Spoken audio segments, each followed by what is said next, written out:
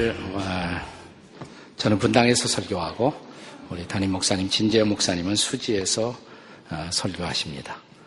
진 목사님이 그렇게 하라고 그래서 하는 겁니다. 저에게 설교 제목까지 주었습니다. 본문도 그분이 지정하신 것입니다. 내용은 마음대로 해도 좋다고 그래서 내용은 또 제가 구성한 것입니다. 앞으로도 계속 이렇게 이어질 것입니다. 트위터를 제가 하는데 얼마 전부터 한 분이 아니라 아주 여러분이 저에게 한 다큐 영화를 보라는 추천을 해 주셨습니다. 시간이 도무지 나지 않아서 못하다가 보니까 많이 시간이 지나갔고 상영관이 많이 없어졌더라고요. 그런데 용인 저 구시가지에 아직도 그 영화를 하고 있어서 며칠 전에 찾아가서 문제의 영화를 보았습니다. 저는 은퇴 후에 사실 제 마음속에 이제는 조금 삶을 느긋하게 여유롭게 엔조이하면서 살고 싶다는 생각이 있었는데 그 영화는 요즘 젊은이들의 말을 빌면 그런 제 생각을 한 방에 날려버렸습니다.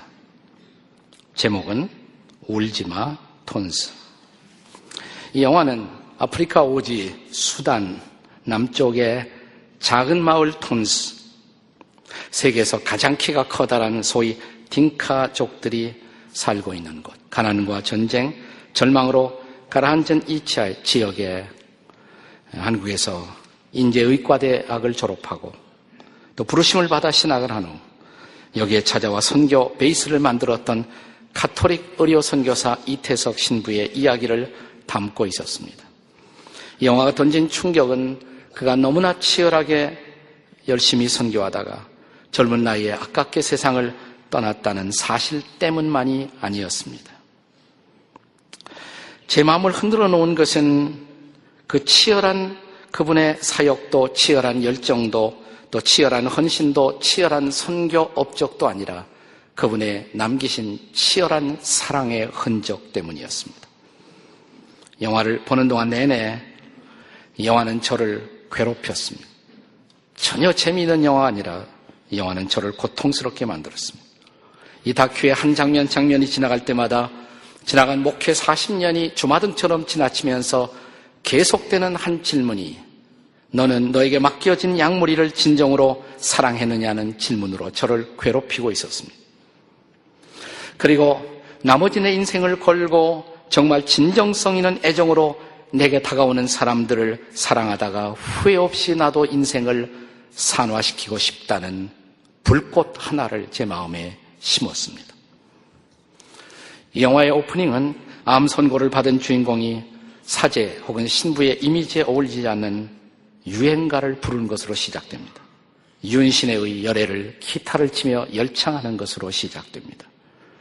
처음에 마음을 스치며 지나가는 타인처럼 흩어지는 바람인 줄 알았는데 언제나 서나 끊임없이 솟아나는 그대에 향한 그리움, 그대의 그림자에 쌓여 이 한 세월 그대와 함께 하나니 그대의 가슴에 나는 꽃처럼 영롱한 별처럼 찬란한 진주가 되리라.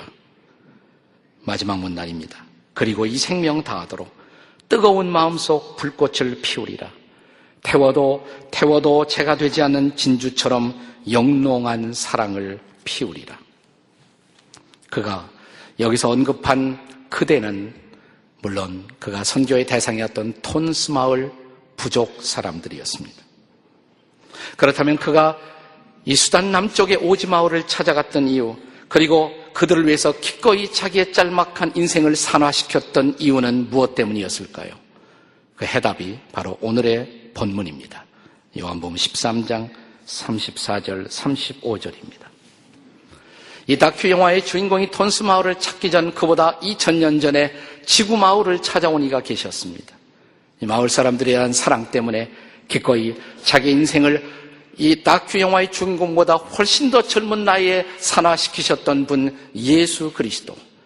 그는 그가 사랑했던 지 아들과 다락방에서 마지막 이별식을 가지면서 고별의 말씀을 주십니다.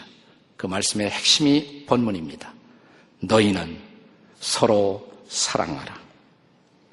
그런데 2000년이 지나간 오늘도 우리가 다시 이 말씀을 붙들고 살아야 할 이유는 도대체 무엇 때문일까요? 그 첫째 이유는 주님의 명령이기 때문입니다. 34절 말씀을 함께 읽겠습니다. 34절 다 같이 읽습니다. 시작. 새 계명을 너에게 주노니 서로 사랑하라. 거기까지만.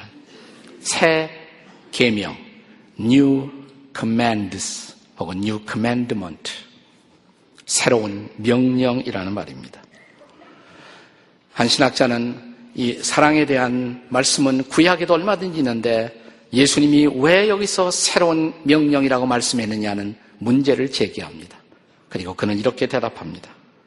여기 새 단어를 그가 첨부한 이유는 처음으로 이 말씀을 사람들에게 주시기 때문이 아니고,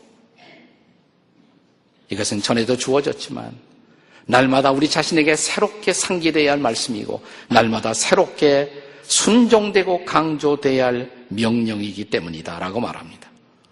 사랑이 명령이라고요? 도대체 사랑을 명령할 수 있습니까? 라고 묻는 분들이 계실지 모릅니다. 이 질문에 답하기 위해서 우리가 거꾸로 또한 물어야 할 질문이 있습니다.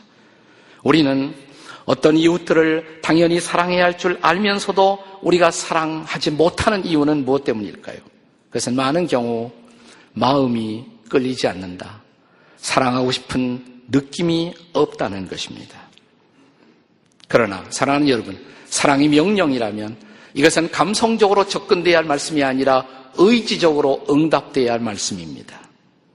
자, 감정을 넘어선 의지적 응답을 요청하는 명령이라면 비로소 이 말씀은 의미를 갖습니다. 다시 말하면 사랑이 느껴지지 않는 대상이라고 할지라도 사랑할 수 있어야 하고, 그런 맥락에서 우리 주님은 원수도 사랑하라고 말씀하신 것입니다. 그렇다면 이 말씀을 수용하기 위해서 저와 여러분에게 무엇보다 요청되는 것은 뭘까요? 사랑의 결심, 결단입니다. 여러분, 군대 조직이 운영될 수 있는 가장 중요한 이유는 군대에는 상하 계급과 명령에 대한 복종이 무엇보다 중시되기 때문입니다. 만약 군대에서 명령이 수행되지 않는다면 군대라는 조직은 와해되고 말 것입니다. 우리는 어느 정도 군대 갈 때 입대하는 사람들이 상관의 어떤 명령도 이제는 순종해야지, 소위 죽었다고 복창하고 군대에 입대합니다. 그래서 군대라는 조직은 유지될 수가 있지 않습니까? 초대교회 시대가 지나고 기독교 역사에 보면 소위 사막교부 시대가 열립니다. 그때 영성에 목말랐던 많은 사람들이 광야로 가서 수도원을 짓고 수도사가 됩니다. 평생 머물 수 없는 사람들은 일정한 기간 머물고 오는 수사가 됩니다. 이 수도사나 수사가 수도원 운동에 입회할 때 반드시 3가지 서원을 해야만 했었습니다. 수도사의 3가지 소원. 첫째, 정결입니다. 정결하게 살겠습니다. 두 번째, 청빈입니다. 깨끗한 가난함으로 살겠습니다. 세 번째, 순명, 명령에 순종하겠습니다. 지금도 사제들이나 수녀들은 이 소원을 지속하고 있습니다. 근데 이 셋 중에서 가장 중요한 것이 순명이라고 합니다. 명령에 순종하는 것입니다. 그런데 이러한 순종이 과연 사제나 수도사에게만 필요한 것일까요? 여러분과 제가 예수를 믿는 순간, 그리스도의 제자가 되는 순간, 우리 개신교 신앙의 영성의 선배였던 앤드루 모레이라는 분은 이런 말을 합니다. 예수 믿는 순간 모든 그리스도인은 한 학교에 입학한다. 그 학교의 이름은 순종의 학교이다. 이 학교에서 한평생 배워야 할 교훈이 있다. 그것은 바로 순종의 레슨이다. 히브리서 5장 8절에 보면 예수님은 하나님의 아들이시라도 고난을 통해 순종을 배우셨다라고 말합니다. 예수님도 순종을 배우셨다면 우리는 얼마나 더 순종을 배워야 할까요? 종종 주님이 순종하기 위해서 우리에게 방편으로 사용하는 것이 고난이에요. 고난을 통해 순종을 가르치십니다. 순종을 빨리 배우면 고난이 빨리 끝나고, 순종을 빨리 배우지 못하면 고난이 매우 길어질 수가 있습니다. 쉽게 말할까요? 좋은 말로 말할 때 순종하시겠습니까? 맞고 순종하시겠습니까? 한번 물어보시겠습니다. 옆에 있는 분들에게 좋은 말로 할 때 순종하시겠습니까? 매맞고 순종하시겠습니까? 한번 다 같이 시작 한번 해보세요. 네. 아무래도 반응이 없는 분들 한번 맞아보시겠습니까? 네. 자, 사랑은 명령입니다. 따라서 이 명령 앞에 우리는 어떤 겨울에도 순종하겠습니다라는 순종의 결심, 결단이 필요한 것입니다. 그때 사랑의 액션이 시작되는 것입니다. 자, 우리 타문화권에 가서 선교하는 선교사님들은 땅끝까지 가서 사람들을 사랑하도록 부르심을 받고 떠나갑니다. 땅끝에 사람들을 향한 사랑의 명령에 순종하기 위해서입니다. 그러나 동일한 명령이 우리에게도 주어집니다. 바로 내 곁에 있는 사람, 사랑하기 힘든 사람에게도 여전히 사랑해야 한다는 명령을 받습니다. 그리고 그 사랑의 명령은 동일한 것입니다. 자, 중요한 것은 주께서 오늘도 이 사랑을 명령하고 있다면 사랑하는 여러분, 우리는 순종하시겠습니까? 2000년이 지난 지금도 우리가 이 말씀을 붙들고 살아야 할 이유, 이것은 주님의 명령입니다. 우리가 2000년이 지난 지금도 이 말씀을 붙들고 살아야 할 이유, 두 번째로 우리가 주님의 제자이기 때문입니다. 제자란 아주 쉽게 말하면 따라가는 사람들, 팔로워, 이거 제자라는 단어의 뜻입니다. 예수님의 제자들은 예수님을 따라가는 사람들입니다. 예수님이 제자들을 부르면서 어김없이 하신 말씀, 나를 따라오너라. 손에 쟁기를 잡고 뒤를 돌아다 보는 사람은 내게 합당치 않다. 내 제자가 되려면 나를 따라오라. 그래서 예수를 믿는 순간부터 우리는 주님을 주목합니다. 주님을 묵상합니다. 그리고 그분을 본받기 시작합니다. 우리가 그분에게서 본받아야 할 많은 것이 있지만 가장 중요한 것은 그분의 사랑의 실천입니다. 그분이 사람들을 사랑하신 방식을 배우는 것입니다. 여기 오늘 본문의 말씀이 있습니다. 34절 하반절을 다시 한번 읽습니다. 다 같이 시작. 내가 너희를 사랑한 것 같이 너희도 사랑하라. 그분이 우리를 사랑하신 것처럼, 마침내 우리를 위해 십자가도 지신 것처럼, 생명을 주신 것처럼, 내가 너희를 사랑하는 것처럼 너희도 사랑하라. 사랑의 가장 단순한 출발은 내 이웃의 구체적인 필요를 공급하는 것입니다.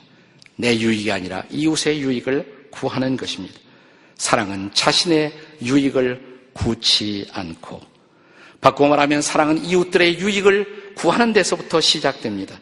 예수님은 베세다 들판에 배고픈 군중들을 바라보시며 500여의 기적으로 양식을 공급하십니다.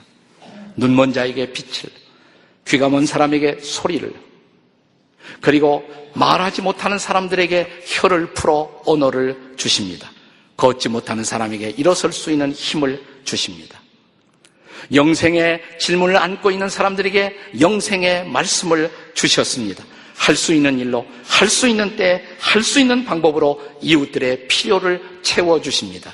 이것이 사랑, 아가페적 사랑의 시작입니다. 바로 이 예수님의 제자 중에 한 사람이었던 울지마 톤스의 사제 이태석의 사랑도 그렇게 시작됩니다. 지천으로 깔려있는 톤스의 병든 자들을 위해 그는 비록 12칸의 한국 보건소 수준의 클리닉이지만 최초의 병원을 만들었고, 하루 종일 빈둥거리는 톤스의 청소년들을 위해서 전쟁으로 폐허가 된 건물을 보수하여 12년 과정에 돈 보스코 중고등학교를 열었습니다. 전쟁으로 정서가 메마르고 고갈된 이들, 미움밖에 모르는 이들에게 아름다운 것을 가르치기 위해 35명을 모아놓고 최초의 브라스 밴드를 만들었습니다. 이 브라스 밴드는 대통령 앞에서 공연을 할 정도로 유명해집니다. 그리고 버림받은 한센병 마을의 환자들을 찾아 무너지고 타라진 그들의 발 하나하나를 어루만지면서 한 번도 신어보지 못한 신을 신겨주기 위해 치수를 재어 일일이 맞춤 신발, 맞춤 샌들을 그들에게 신겼습니다. 그러나 그는 그가 행한 이 모든 일보다 더 중요한 사랑의 실천, 본질적인 사랑의 실천은 그들과 함께 있어주는 일이라고 말합니다. 그리고 말하기를 그것은 예수님이 그들과 함께하기 때문에 자신도 그렇게 할 수밖에 없었다고 말합니다. 이것이 예수님의 제자의 모습이 아니겠습니까? 그가 이 톤스 마을을 찾아왔던 가장 중요한 이유는 처음에 단기 선교를 가요. 열흘 동안 단기 선교를 갔다가 거기서 받은 감동으로 장기 선교사를 차원하게 됩니다. 그가 장기 선교사로 톤스에 돌아온 이유를 그는 친히 이렇게 그가 쓴 책에 남깁니다. 지금 생각해보면 그때 톤스에서 열흘을 지난 뒤 떠나오며 서품을 받은 후, 사제의 서품을 받은 후 이곳으로 돌아오리라는 강한 다짐을 가지게 한 것은 가난과 전쟁으로 고통받는 이들을 향한 인간적인 동정심 때문이 아니라 나는 예수님이 그들 가운데 살아계신 것을 보았기 때문입니다. 예수님이 이 가난하고 고통받는 사람들 가운데 계신 것을 보았기 때문입니다. 사랑은 함께 있어주는 것입니다. 우리 교회가 주일 모임만 의존하지 않고 주간에 목장 모임, 셀 모임을 강조하는 이유가 거기에 있습니다. 톤스 사람들만 아니라 바로 우리 마을, 우리 아파트에도 고통 때문에 밤잠을 이루지 못했던 이웃들과 함께 앉아 그들의 고통의 소리에 귀를 기울여주고 손을 잡고 함께 기도하고 거기서 우리는 두세 사람이 내 이름으로 모인 곳에 함께 하겠다고 약속하신 예수님을 만날 수 있기 때문입니다. 그 주님과 함께하고 그 주님이 따라가는 것이 좋아서 나는 여기에 왔습니다. 이것이 예수님의 제자의 모습이 아니겠습니까? 2000년이 지난 지금도 우리가 이 말씀을 붙들고 살아야 할 이유, 우리가 주님의 제자이기 때문입니다. 더 중요한 마지막 이유가 있어요.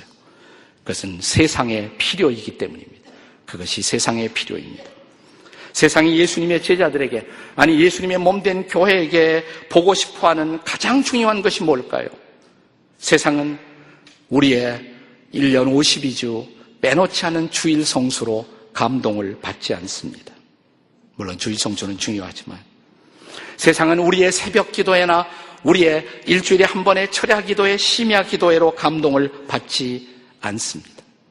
세상은 창세기부터 계시록까지 우리가 다 읽었다고, 아니 그 말씀을 줄줄 꿰다는 우리의 성경 지식으로 감동을 받지 않습니다. 예수님도 그것을 아셨습니다. 그래서 그는 본문에 이렇게 말씀하십니다. 35절입니다. 다 같이 읽습니다. 시작. 너희가 서로 사랑하면 이로써 모든 사람이 내 제자인 줄 알리라. 모든 사람이 그랬어요. 이 모든 사람 속에는 믿지 않는 사람들, 그들이 우리가 예수의 제자인 것을 아는 순간 언제일까요? 우리가 서로 사랑할 때, 정말 사랑할 때, 정말 이기심 없이 사랑할 때, 그때 그들은 우리가 예수의 제자인 것을 인정한다고. 저 스위스에서 방황하는 수많은 구라파의 젊은이들을 위해서 라블이라는 피난처를 만들어 사역했던 기독교 철학자 프랜시스 쉐이퍼 박사는 이런 말을 남겼습니다. 사랑은 예수의 제자들의 배지이다. 사랑은 예수님의 제자들의 배지이다. 사랑이 세상의 필요입니다. 사랑을 기다리고 있습니다. 세상은 사랑에 목말라 있습니다. 그래서 우리가 이런 찬송을 그동안 불러오지 않았습니까? 세상 모두 사랑 없어 냉랭함을 아느뇨. 곳곳마다 사랑 없어 탄식 소리뿐일세. 악을 선케 만들고 모든 소망 채우는 사랑 얻기 위하여 저들 오래 참았네. 사랑 없는 까닭에, 사랑 없는 까닭에, 사랑 위에 저희들 오래 참고 있었네. 세상은 아직도 사랑을 기다리고 있습니다. 정말 사랑하는 모습을 보고 싶어 합니다. 사랑하는 여러분, 우리 교회의 비전은 민족을 치유하고 세상을 변화시키는 것입니다. 리더십이 바뀌어도 이 비전은, 사명은 바뀌지 않습니다. 우리 담임 목사님도 이 비전을 승계하고 비전을 실행하고자 하는 결단을 갖고 우리에게로 왔습니다. 사명은 바뀌지 않습니다. 중요한 것은 어떻게 이 비전을 실현할 수가 있습니까? 단순한 숫자적 목표만으로 이것은 달성될 수 있는 것은 아닙니다. 대답은 뭘까요? 사랑입니다. 예수님의 사랑입니다. 사랑 없이 이웃들이 치유되겠습니까? 예수님의 사랑 없이 이 민족이 치유될 수가 있겠습니까? 사랑 없이 세상이 변화되겠습니까? 예수님의 사랑 없이 이 세상이 변화를 받을 수가 있겠습니까? 우리들의 목장은, 일주일에 한 번씩 모이는 우리들의 목장, 거기서 우리의 모든 마음의 아픔을 털어내고 함께 기도하는 그 목장은 이 사랑을 연습하고 실천하는 것입니다.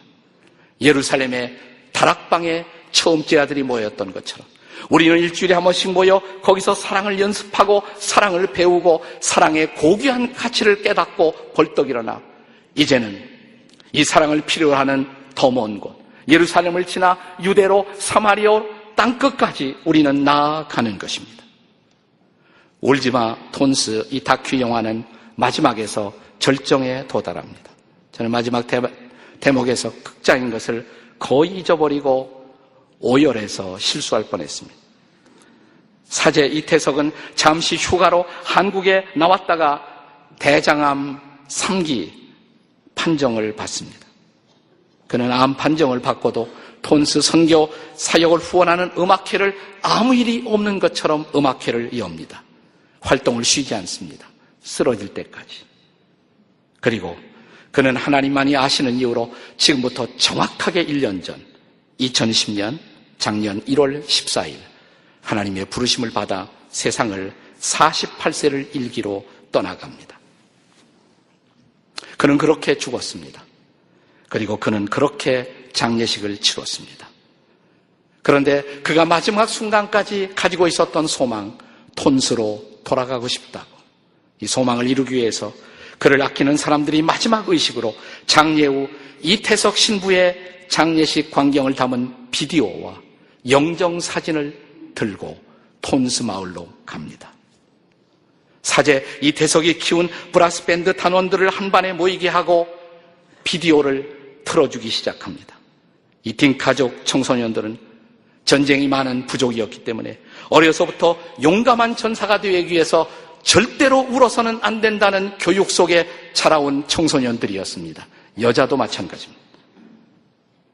그런데 비디오 화면에 그들을 사랑했던 이 사제가 등장하자 어떤 고통에도 전쟁의 죽음 앞에서도 사랑하는 가족의 죽음 앞에서도 울지 않던 철옹성 같은 아이들이 하나 둘 무너져 내려가기 시작합니다. 흐느끼기 시작합니다. 그리고 그들은 마침내 신부의 영정을 들고 거리로 나와 거리 행진을 시작합니다. 브라스 밴드를 앞세우고 그들은 거리를 지나갑니다. 온 거리가 울고 톤스가 울었습니다. 밤이 오자 그들은 마지막 이별식을 위해 밤하늘에 찬란한 별이 쏟아지는 들판으로 나와 이태석 신부에게 배운 마지막 이별의 노래를 부르기 시작합니다. 그것은 어떤 의미에서 찬송 못지않은 위대한 영감의 노래였습니다. 그것은 한국 노래였습니다. 그들은 이렇게 노래하기 시작합니다. 사랑해, 정말로 당신을 사랑해. 당신이 내 곁을 떠나간 뒤에 얼마나 눈물을 흘렸는지 모른다오. 예. 사랑해. 당신을 정말로 사랑해. 이 다큐 영화의 나레이터는 마지막 이런 말을 붙입니다. 이태석이 그렇게 돌아오고 싶었던 톤스, 청소년들의 이 마지막 노래하는 그들의 가슴으로, 그들의 눈물 속으로 사제는 다시 돌아왔다고. 이 다큐 영상 제작팀이 이곳을 찾아 한센 나병 환자들의 마을을 그의 사진을 들고 찾아왔을 때 이 사진을 기억하느냐고, 할 말이 있느냐고. 이 나병 환자들은 그들 특유의 뭉툭한 손으로 사진 속 얼굴을 정신없이 쓰담고 입맞춤을 하다가 그들은 서로 자원하며 앞을 다투어 말하기 시작합니다. 예, 그는 저에게 옷을 주었어요. 그는 내가 아플 때 나를 치료해 주었어요. 그는 내가 슬플 때 나를 위해 노래를 불러주었지요. 그는 나에게 기도를 가르쳐 주었어요. 그는 이 모든 것이 예수님의 사랑이라고 가르쳐 주었답니다.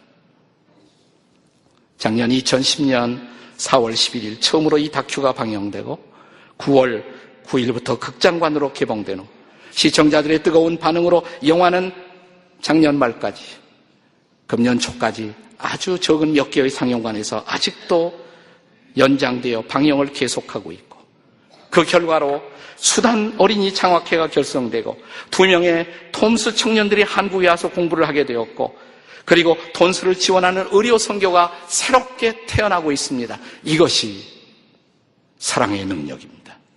이것이 복음의 능력인 것입니다. 이것이 바로 오늘 세상이 필요로 하는 사랑이 아니겠습니까? 이것을 세상이 목말라하지 않습니까? 이것을 교회 안에서 세상이 보고 싶어하는 것이 아닙니까? 이것이 예수님을 따라오는 당신과 나에게서 이 세상이 보고 싶어하는 모습이 아니겠습니까? 그래서 주님이 2000년이 지난 오늘도 다시 한번 이렇게 말씀하십니다. 너희는 서로 사랑하라. 이것이 돈스마을 못지않게 지쳐있고 힘들어하는 수많은 아파트의 장글에서 외로워하고 고통스러워하는 이웃들을 끌어안고 한 해를 시작하는 여러분과 저를 향해서 다시 말씀하시는 주님의 교훈이십니다. 너희는 서로 사랑하라. 어떻게 하시겠습니까? 순종의 흉내라도 내보시지 않겠습니까? 사랑의 명령 앞에 거룩한 순종을 결단하고 우리가 순종의 몸짓과 흉내라도 시작할 수 있다면 세상은 얼만큼 달라질 수 있을까요? 기도하시겠습니다. 아버지 하나님, 다시 새로운 한 해를 주신 것은 한 번 더 주시는 사랑의 기회라고 믿습니다. 목숨을 연장시켜 주시고 새해를 살게 하셨사오니 금년 한 해 그렇게 사랑의 연습을 다시 시작하게 도와주시옵소서. 가장 사랑하기 힘든 내 곁에 있는 이웃들에서부터 사랑의 손길을 내미는, 그들의 목소리에 귀를 기울이는, 그들의 필요를 채워주는 적은 연습에서부터 우리의 사랑이 시작되게 도와주시옵소서. 예수님의 이름으로 기도드립니다. 아멘.